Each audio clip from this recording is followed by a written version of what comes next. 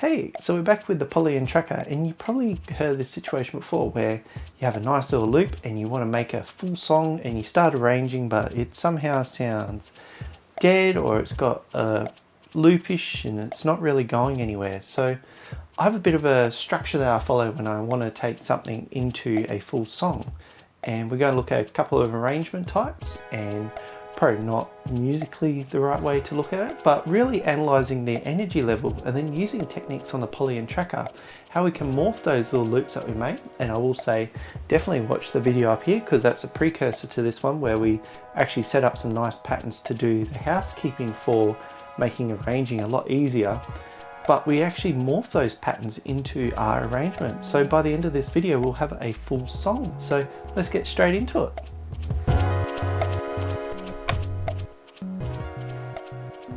Now, arrangement. It's a bit of an interesting topic because there's a vast array of different ways we can arrange our music.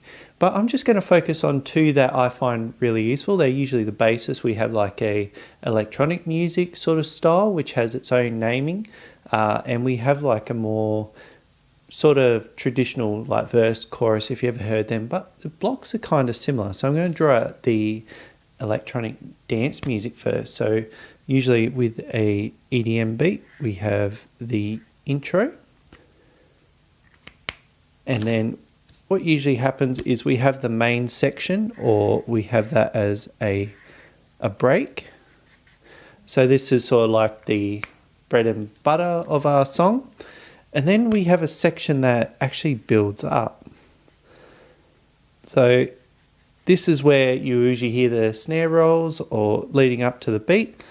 So the next part of it is that we go into the drop, and sometimes you'll hear like a pre-drop. So it'll be like a little section like here that has a sort of maybe a vocal or something, and it goes into the actual main drop itself.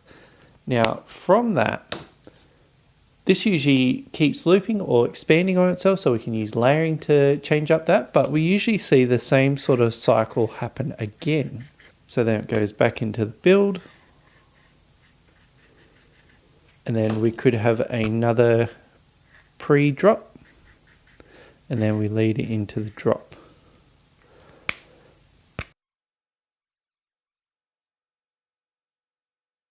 So there's our typical structure for electronic music. So you can see how it like builds up and then drops.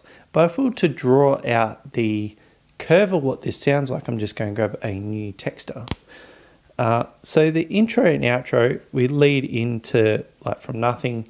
Usually we fade out to nothing. We could have like a hard drop as well. So that could be another way we could do it. But then the break is usually pretty even and pretty normal, something that we want to lead into. And then we have that build up. So we start increasing the intensity, and then we either change the intensity, or we can make it go up a bit, or we can bring it down a bit.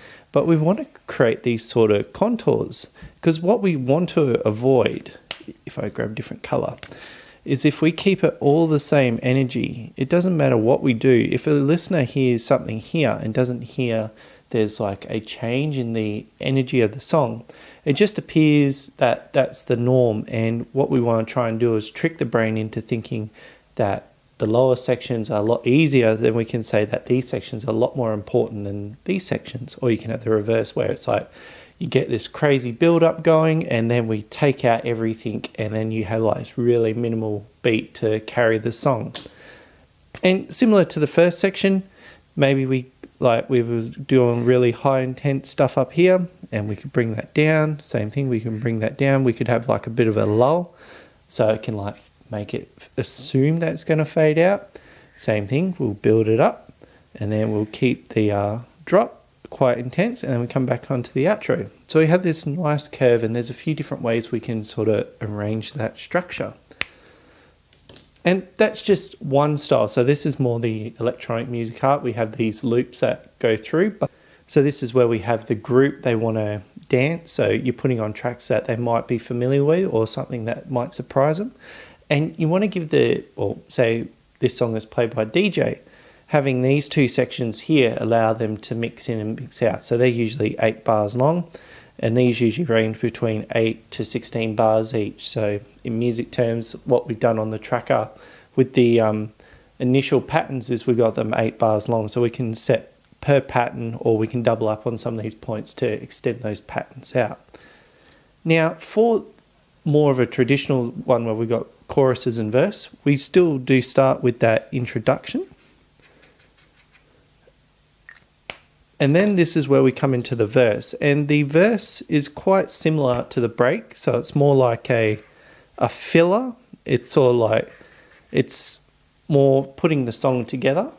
And then we usually come straight into the chorus of the song, which we will color code like R drop, because this is sort of like the hook. This is the thing that we want the listener to stick to and remember with our song. So it's something that's really quite catchy. Then usually it jumps back into another verse. So we can go like that. Funny story, we go back into another chorus. So we're creating these like dynamics where it's like back and forward. So this is like, if this had vocals, this would be like the majority of like the filler sound, and then we have the main line of the song that's been sung, so it's usually the title or something that's quite memorable, and we go back and forward. But if we were to keep doing this pattern, it will get monotonous real quick. So usually what happens is they throw a bridge into the mix. So a bridge is sort of like something a bit different, something a bit the same, but it sort of creates this joint between the chorus. And then usually what happens is we go straight back into more of a chorus, but usually this is like the big point of the song, big fancy and lots of music and sound, so that's one is quite important. And then afterwards we have the outro, so we fade out or we do something to finish off the song. So if we were to follow this curve of like the energy of the song, same thing. We could have a fade in, similar to what I did over here. We could have like quite an abrupt in. So I'll just draw them out. Now the verse and the chorus, usually the verses don't really have the same level of energy. Sometimes they're a bit less, sometimes they're a bit more, but they're about the same energy. And then when you get into the chorus section, they're quite more predominant than the other parts of the song. So it could be predominant by cutting things away, so it's really quiet. So we have different ways we can sort of adjust it, but if we were to do something like that, it doesn't have that much energy that's transferring into the song, so we're not creating a nice little contour. So you just, I would say, try and change it up with the chorus and verse, and same thing with the chorus here as well. I might make that jump up. Now the bridge, usually when I do a bridge, I like to take a lot away. So it's something that goes right down, then we bring it higher than the original part here. But we can actually do bridge at the same level. So it is a way to sort of create back and forth between the songs. So you know when the chorus hits, so it's going to hit harder. Really, we want to hook the person on the chorus itself. That's why it gets repeated a lot. And as in the end, I'll just bring that down. So just having a quick squiz here, we have these different levels of energy, which we can control with the Polyend Tracker by changing up some of the channels. We can take out the drums, we could take out certain elements of the bass line. We could go in and program, like we've set up those more mellower versions. So we can use those mellower versions in the points where we don't want to use too much energy and really amp up where we do have the energy in our main part. So this is a nice little mud map to understand. There are a whole bunch of these, so don't feel that you have to stick to what I've just drawn. This is just more to illustrate what's going on in a sort of arrangement. So I'm feeling it might be interesting to see how my songs turned out with more of an electronic music style, just having the ramps come in and out, and how those two patterns come out. So I'm going to follow this one, and we'll get back onto the Polyend Tracker.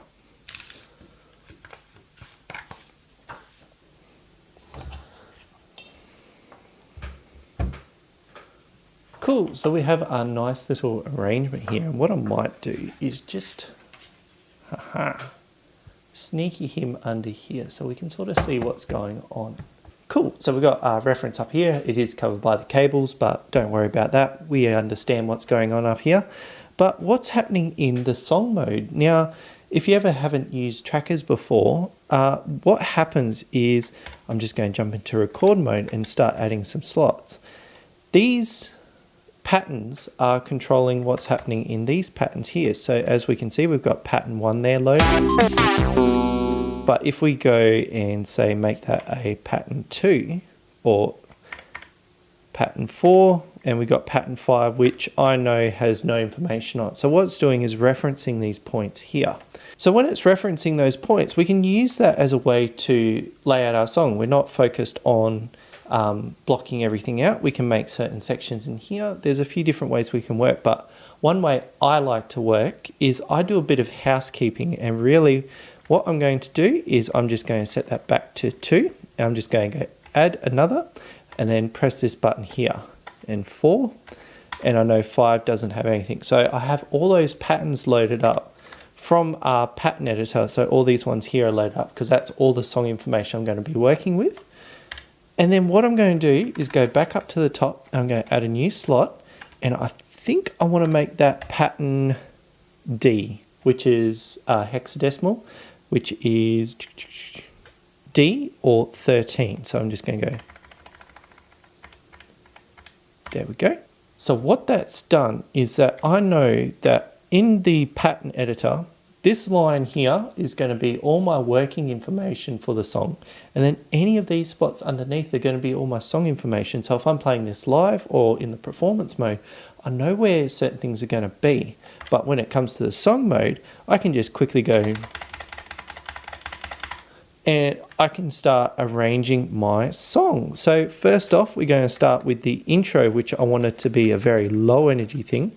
And I know that's my high intensity version, and then that's my low intensity version. But what I might do is cut different bits in and out. So just an easier way to get started, I'm just going to copy that line, and we're going to bring and dump it up here. Now for me, when I usually think of low intensity, I try and remove as much as I can with keeping the core of the song. So I might get rid of the bass line, and I'm just going to delete them out of there. So don't feel scared about deleting stuff, because we do have the undo button here. But if we go a little bit too crazy and we can't undo, we can always go shift and paste that line back in, because you'll notice I'll do this quite a lot to block out bits of the song. So I'm just going to undo that. I'm going to remove the drums. I'm going to remove the hi-hat. I'm going to keep the texture, so that rain noise. Probably take the chord out and see what I have.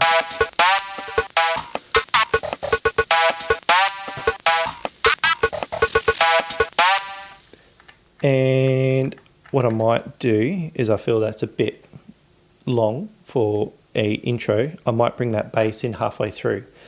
But I'm not going to start editing blocks right now. I want to block out the entire of my animation. So what I'm going to do is paste in the next line, and I might leave the drums and keep the chords off. So I've got, and then it goes into.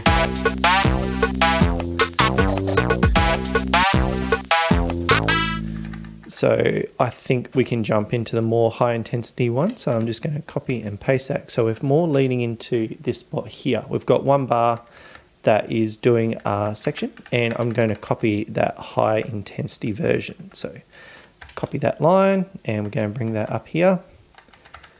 And do remember, these are 8 bars long. So if I do that, that would be 16 bars for the intro. So it's just a nice way of me thinking about, do I want 1 or 2 blocks to lead into a section? But we have that. Take the chord out.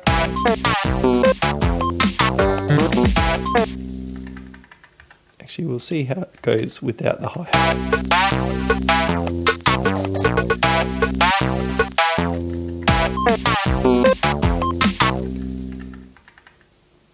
So I'm going to paste that one back in.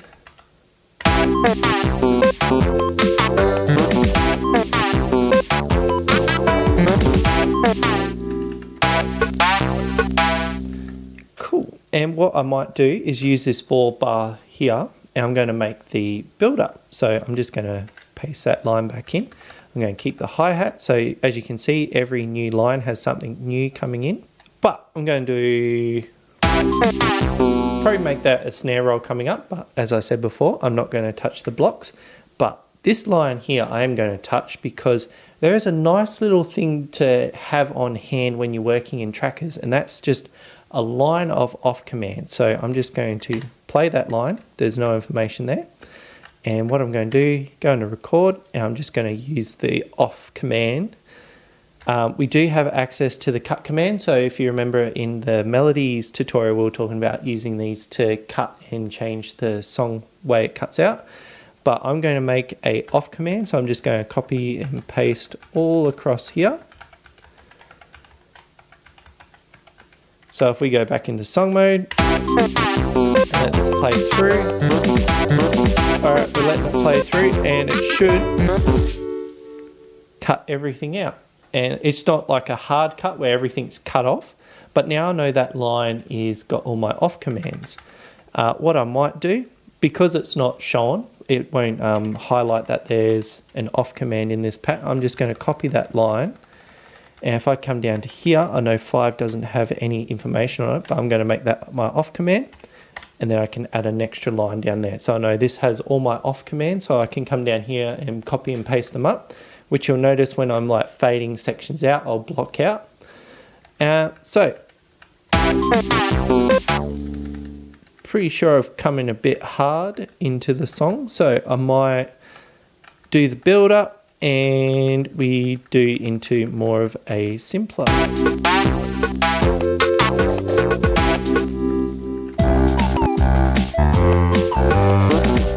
What I might do is I'm just going to copy that bass line, which could be foreshadowing the second part, and I'm going to copy these drums, and I'll bring this bad boy across, which is our main melody line, and I'll copy these two across here. So this is our build-up section.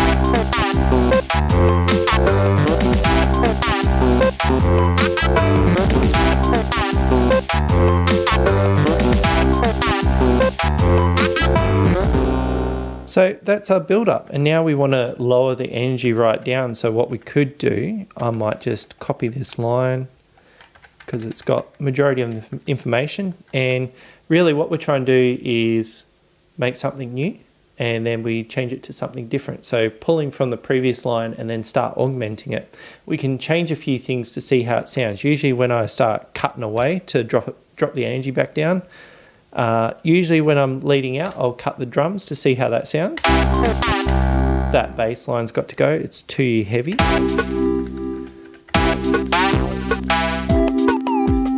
We could bring this stuff in, so I might just bring that part.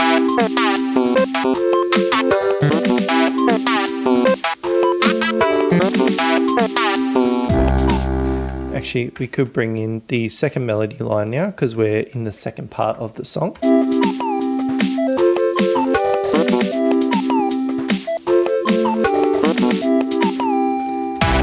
Compared to that, so I really like that. And we're going to start building back up to that high section again. So I might bring in the, we'll try out these drums because I think I did some work there. Don't quote me on that.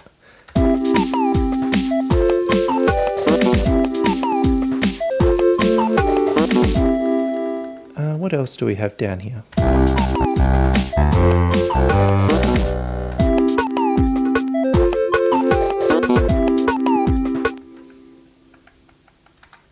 So there's a bit more in these drums here. So I'm going to bring them up.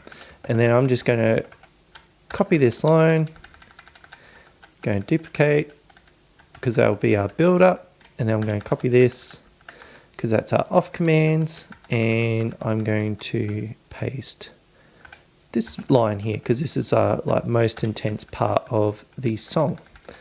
And why I'm leaving this line blank, it really helps me separate out what's happening in the song. So it's visually telling me like this is a certain part, even though if I was to check this out, the pattern length is only really short. But what I can do is start adding some one shots and that to create that sort of drop in between. So it could be any sort of vocal that we throw in there, and that could be the drop itself. So I'm just leaving options open at the moment. I'm just blocking everything in as quickly as possible. But we've got about, I would say, let's play 1 through. So it said 12 seconds, so 12 times, so it's 48, that's another 48, so yeah, we're getting close to 2 minutes now. So it's just a really rapid way to get something into the machine. And now that we've played this section here, we're really at that last stage where we want to fade everything out. So what I might do is, I like that little bass line there, so I'm just going to copy, actually I might add some more. I'm going to paste that bass line, I'm going to copy those two, paste them in.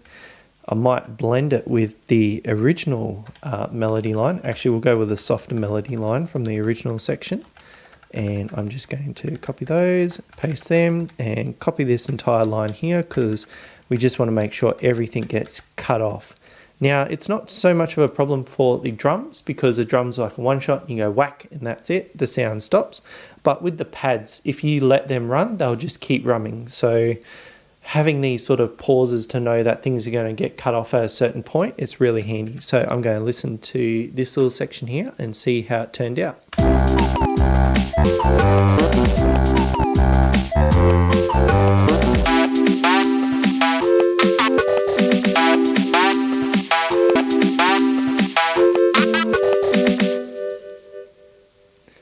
Cool. So it's a bit rough. Actually, it's a lot rough. But we have the entire arrangement all plotted out. So we can start going into these blocks and start editing it. So I would say it's about 2.5 minutes, maybe 3 if we play through. But I'm not too worried about that now. I want to start making some of the major changes. So you'll see me start working in towards something that's quite nice. The first thing I want to do is create that build up, which doesn't really build up in that section. So I've just played it. So it's in the buffer. So if I go back into the pattern mode, it's going to load up that pattern. It's just a nice way. So if I just tap play on 13, and if I go back into pattern, it will show 13. So do that. We'll go in here and I want to go to my snare. That's why we name everything so I can see what's going on. And I'm just going to isolate that because we're going to create the snare as build-up. You will follow along. So probably have the build-up coming in. Cool. So there's a bit of room for improvement, but first things first, I'm just going to jump into instrument mode because we have all our sounds, and then I'm going to probably start after 40. So we've got 40, and actually I'll start on 40. So I'm going to go record, and I'm just going to put a snare in all the empty spots. Like I know there's snares hitting there and I don't want to take over, but actually I'll just check that. So if you go control play, yeah, it sounds like a build up. And when we get past 5, we could change it up, but I usually let it sit for 2 bars. We'll fill that one in. Actually, we'll start getting more crazy. And sometimes if you don't delete the VFX, it'll come out quiet like it did then. So we'll add another snare there. Actually, we could just delete the line and add them like that. Oops. And then we're getting close to the end. Actually, because we're at 70, could do something like that. In typical EDM fashion. So if we go up and listen to that, I want to go up a bit more. So we'll play from there.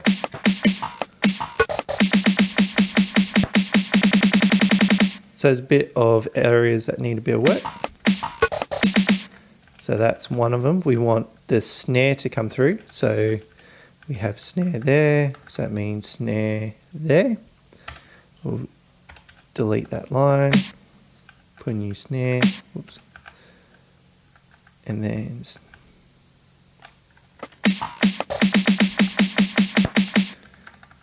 we'll get rid of that triplet because that's taking up our sound.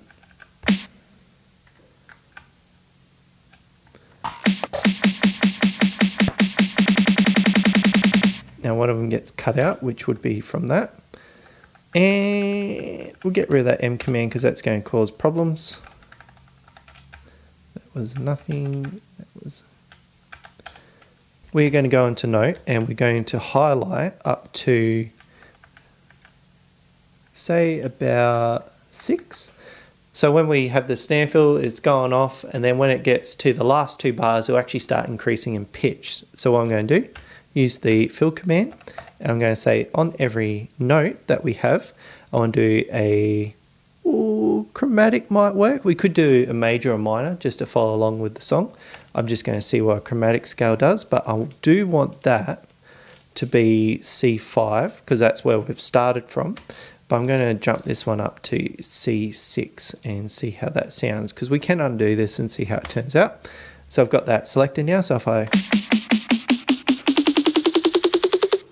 kind of cheesy, but it's fun. I enjoy it. So if we were to bring all the elements back in and start from 40. There we go.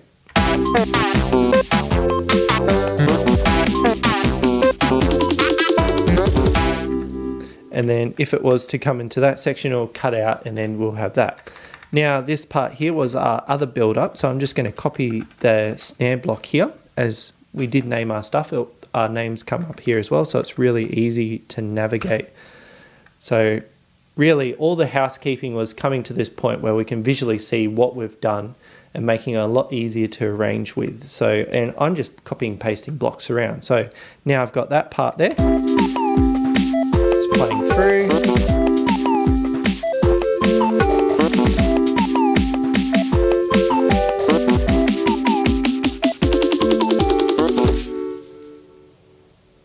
And there we go. So there's our build-ups done, and I am going to add probably a little fill. I don't know what with. I'm just going to check my samples. Usually I like to put them down the bottom section just because I find that this row is good.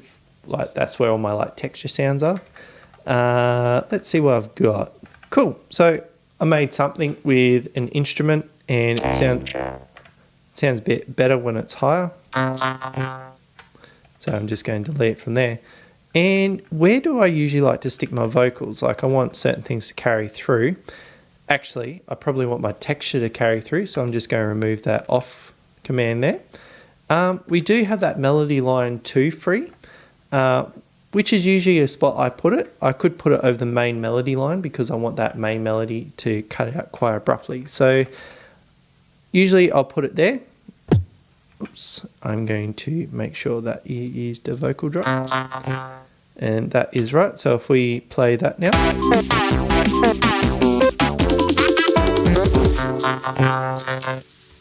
So we can probably cut that down to a line, but it's something interesting. And I am just going to quickly knock that down to 1. So we only got 1 bar of music. So if I was to play that.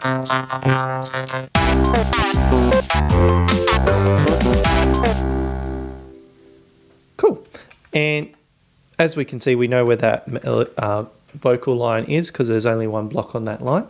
What I might do is I'm going to copy and paste that down here, and we'll just clean up that one because that had an off command. I just hit delete.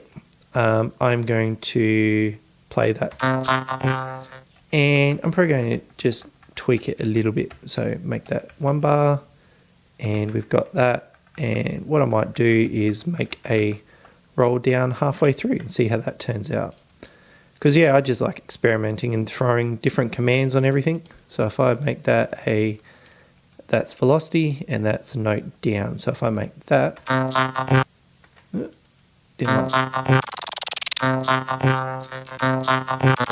we'll listen to this in context.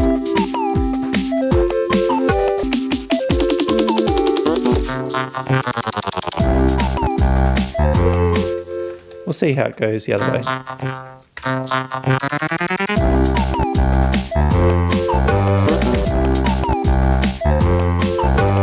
Cool. So we have our build-ups and we got our pre-drops in. All right, I've got most of the arrangement set up. Now I want to start going into individual patterns and cutting sections out that I don't want. Like I said at the start here, I don't want that bass line coming in straight away. I want to wait 4 bars for that. So I'm going to actually, well, I've just played it. So go into pattern mode and I'll find the bass line and I want to make sure I delete. So I'm going to go note, shift, and we're going to remove up to 40. And we'll keep 40 there because that's the start of the bass line. We delete that and play from the start.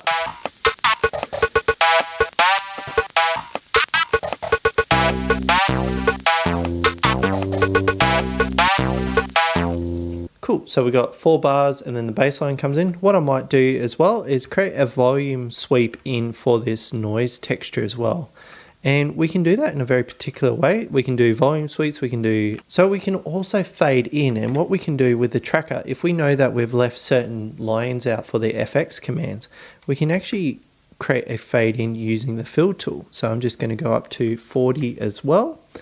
And I want to fade in that texture sound we have just to see how it sounds. So I've copied it all, go into the fill tool, and I want to go each because we want the fade in to trigger on every note, and we're going to go one step.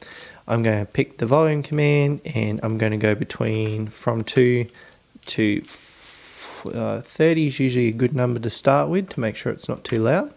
And then it punches in all these V commands for us that controls our volume. So if we mute everything else, we have that texture sound fade in and then it will reach its max and then it'll sit there. So if we bring all the other elements in,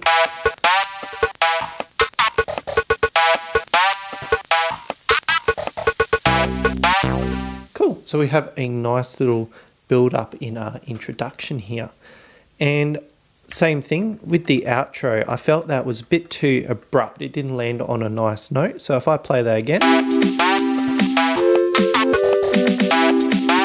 and I'm just going to unmute all those elements. And what I might do is bring the drums out as well. So this is where having the blocks set up so you can just start cutting away at sections is really handy. And don't feel like you can't cut away because we do have those original blocks saved on this line here. So I'm going to go to 40 and start cutting away. So keep going. And I'm going to go on instrument because sometimes if you delete on that, it won't actually remove the other parts. So I'm going to go note and delete. And that, got rid of that.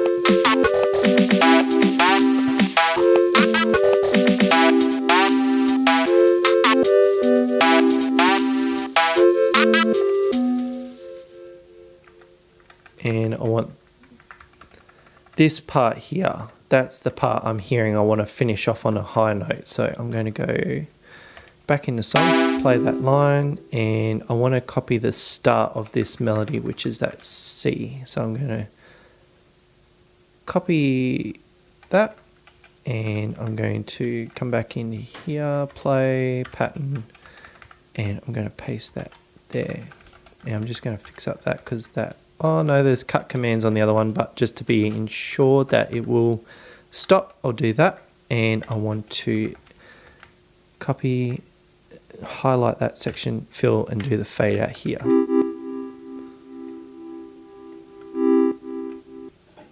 There we go. So it faded out. So if we play all that together, we don't need to hear the drums.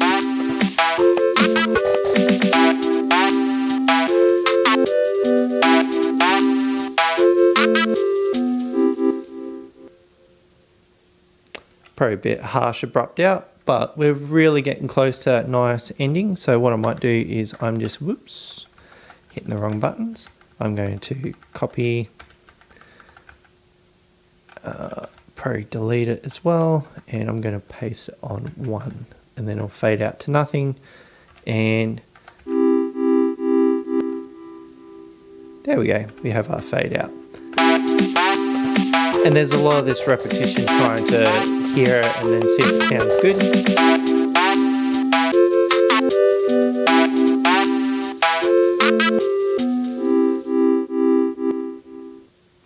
So there's our outro. We've got a nice fade out there. And there's just a few more bits I want to tweak to this song. So I'm just going to go back into the pattern mode, unmute my drums. Alright, I just had a full listen through to it. I'm really happy where we are. There is about 2 minutes of music, which is not too bad. So we could start thinking about ways we can extend it out, or if you feel that's too long or there's certain sections that aren't really gelling well, we can start removing sections. So say if I didn't like how this was going, we could delete those slots to bring it down, or if we want to extend it out, we can add new slots. So what I might do between these two here, because it's the same amount of energy that's transferring across, there's a nice little trick I like throwing in here, which we actually cut the drums out for a bar. So I'm just going to go in here and do a sneaky little cut about here. This is something I just enjoy doing. Maybe not even a bar, we'll just do that one.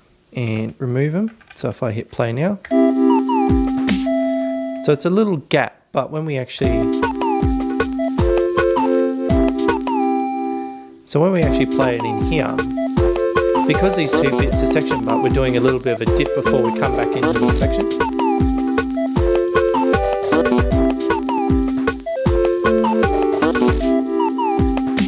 There we go. So just because these two bars are pretty much the same, it just gives a little bit more visual or sonic interest when we go into it. Now we're trying to shape the contour here, and there's one little technique I like throwing in as well. Now this is really useful if you have a really high energy point and it drops really hard, like this section here, it's quite abrupt. So what I like to do is create rises and fallers, which is just sort of like some noise that pitches in or pitches out. We will find a nice little sample that we can use. Usually drums or cymbals make a really nice noise, but we could also use a oscillator. Now I'm pretty sure I've got a noise in here. Nope. But I will find a noise. I know I've got NES noises in here. So we'll see if I've got any drum spots left, which I've got Amen Branks and NES Boom drums. So usually this is where I'm like, starting to fill out a few spots and condense it down. But I'm just going to put it somewhere where I know where it is. So 20, I'm just going to go add next, which I have that noise, and it's a bit abrupt. Could use something like that. I'm just going to quickly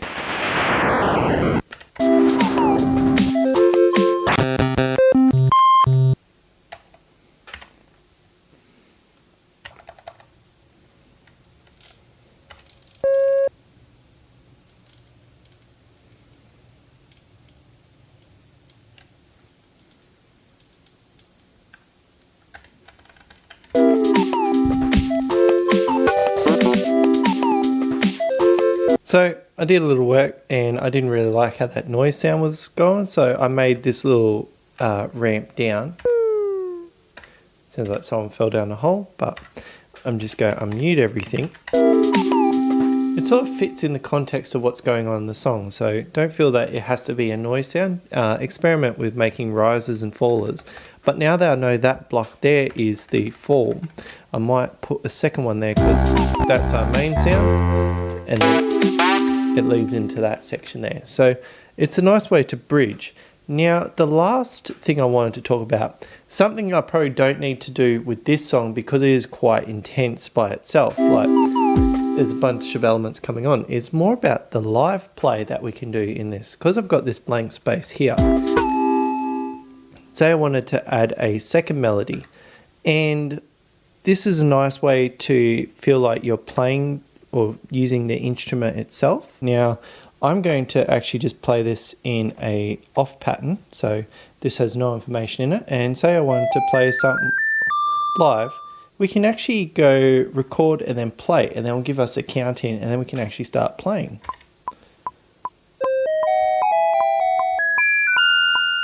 A bit crazy, but you probably notice as I was playing, it's starting to add new tracks that fill out information. And if I was trying to be very concise, that gets a bit annoying. So I'm just going to select everything, delete, start again, But before I start, if I go shift and record, you can see all these live records are armed, and I want to have melody 2 done. So I'm just going to unarm everything else besides melody 2, which we've got armed. And then if I do that again,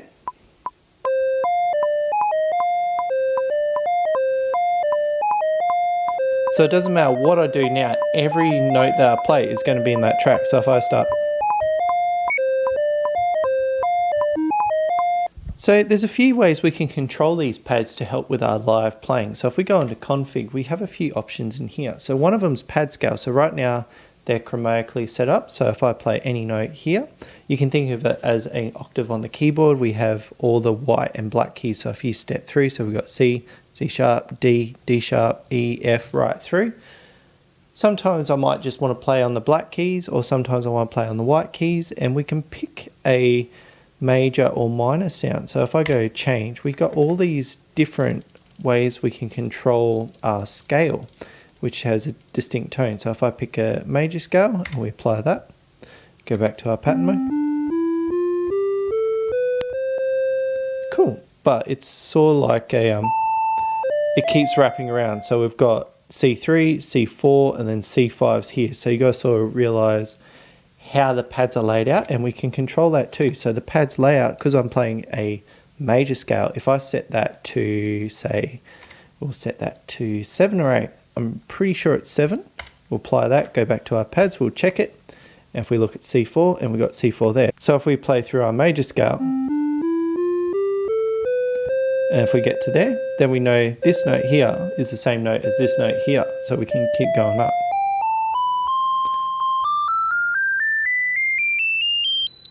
So it's just a nicer way to set up the pads if we want to play something live, and we can change the root note of that. So if I want to make it a F sharp major scale, we'll change that. We'll make it F sharp, apply, and then we go back to our pattern mode.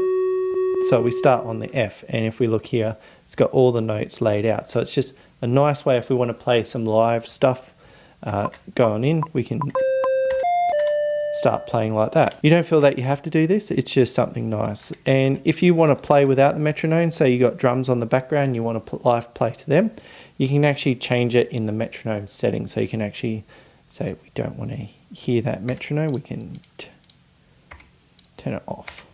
So if I go, we don't have that, we have the count in, but we don't have the actual metronome playing.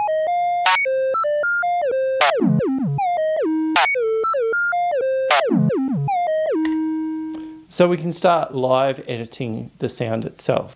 So if we were to use this in context, we can't live play the entire section. So say if we wanted to live play from here to down here, the Polyend Tracker doesn't do that, but we can go into each individual part and then live play that section, tweak it up, and then get it into the sound. So we have a very unique sounding section compared to having loops or like melody lines. Cool. So having all that said, I'm in a really happy spot right now. We've turned a little couple of patterns or a couple of loops into a full arrangement that we can listen to and enjoy, and then we can take it to the next step where we go through cleaning it up further and really polishing the sound. So I'm really happy where we are right now. So I'm going to go File and Save.